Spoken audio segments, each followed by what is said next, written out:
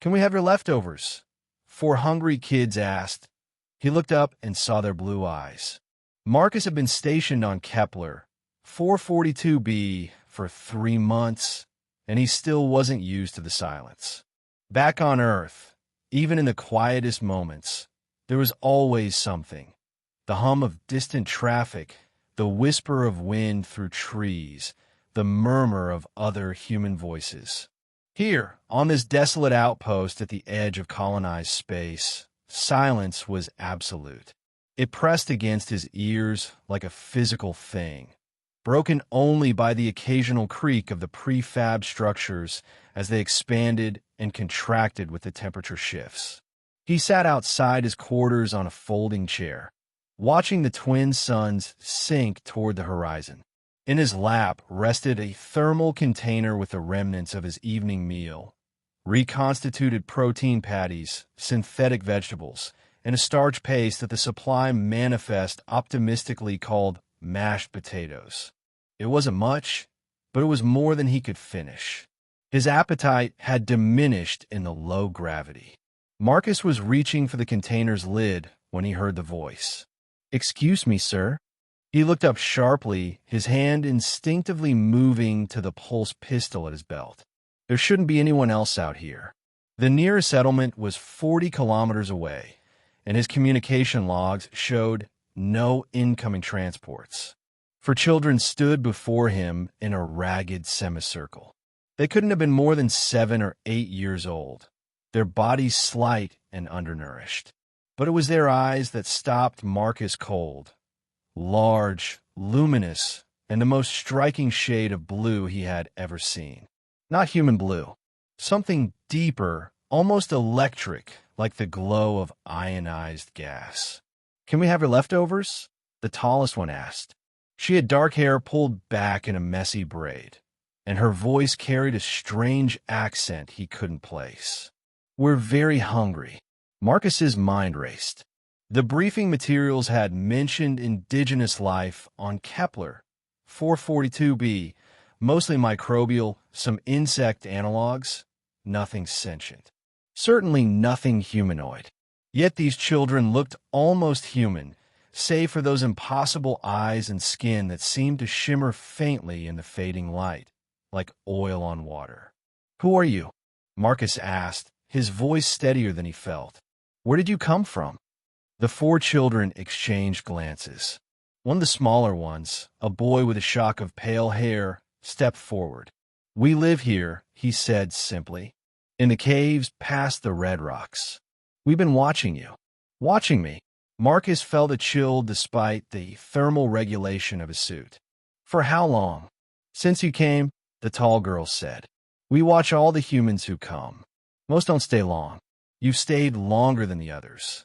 Marcus's training told him to report this immediately, to get inside and lock the door, to treat any unknown entity as a potential threat. But something in their faces stopped him. They didn't look threatening. They looked exhausted and desperately hungry. The youngest girl swayed slightly on her feet. "Why didn't you make contact before?" he asked. "The others always leave when we do," said the pale-haired boy. "They get scared. They call for ships with weapons. We just want to be left alone. But we're so hungry." Marcus looked down at his container of leftovers. In the grand scheme of things, wasn't much. Maybe half a meal's worth of mediocre food. But the way the children were looking at it, with naked longing in those strange blue eyes, made it seem like a feast. "How long has it been since you ate?" he asked quietly. 6 days, the tall girl replied. "The small animals have moved to the northern valleys.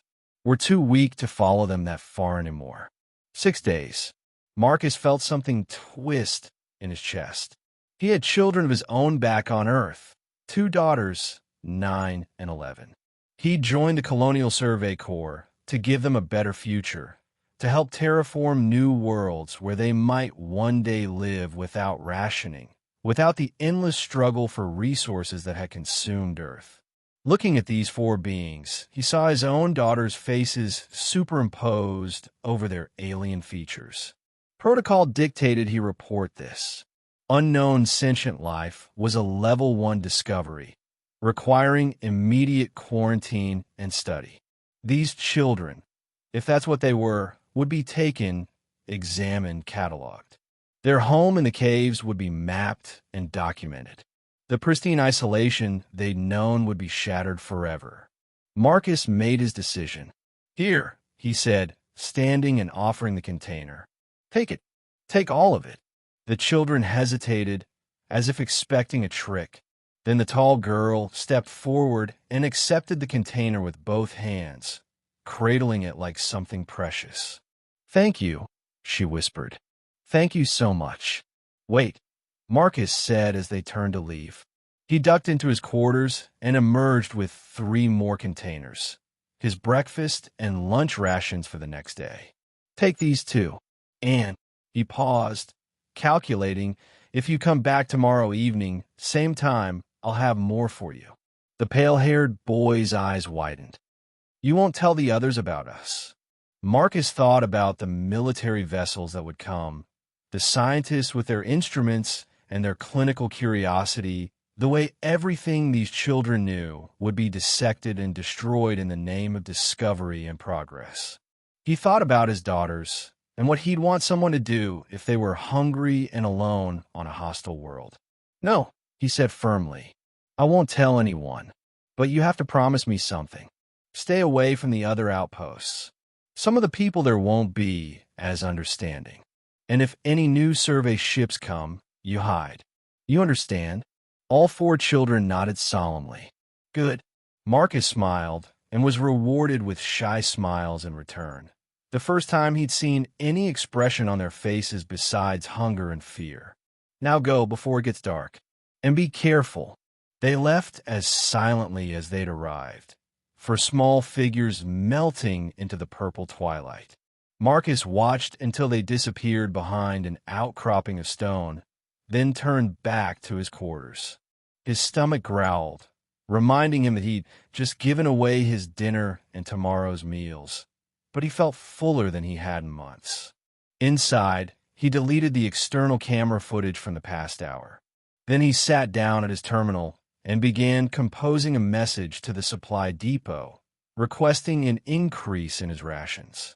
He cited increased activity levels, the need for more calories in the field. They'd approve it without question. As the twin suns finally vanished below the horizon and the stars emerged in their thousands, Marcus thought about the 4 blue-eyed children eating their first meal in 6 days. He thought about humanity's endless expansion across the galaxy, about discovery and conquest and the thin line between them. Tomorrow evening, he would wait outside again with more food. And the evening after that, if they came. For as long as his posting lasted, he would keep their secret. Some things, Marcus reflected, were worth more than following protocol. Some discoveries were meant to be protected, not exposed. And some leftovers could mean the difference between survival and starvation for those who had no other hope. In the darkness of the alien night, he felt more at peace than he had since leaving Earth.